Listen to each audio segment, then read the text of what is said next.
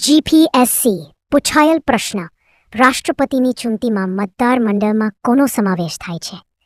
સંસદના બંને ગૃહોના ચૂંટાયેલા સભ્યો, રાજ્યોની વિધાનસભામાં ચૂંટાયેલા સભ્યો, રાજ્યોની વિધાન પરિષદના સભ્યો, લોકસભાના નિયુક્ત સભ્યો.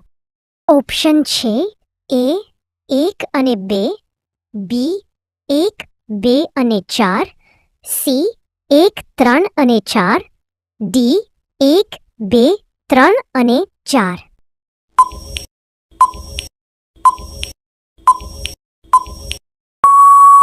સાચો જવાબ છે ઓપ્શન એ.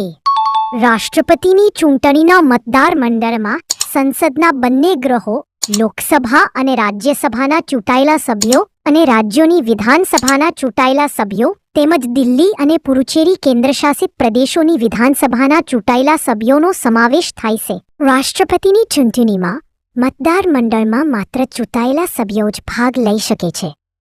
નિયુક્ત સભ્યો આ પ્રક્રિયામાં ભાગ લઈ શકતા નથી.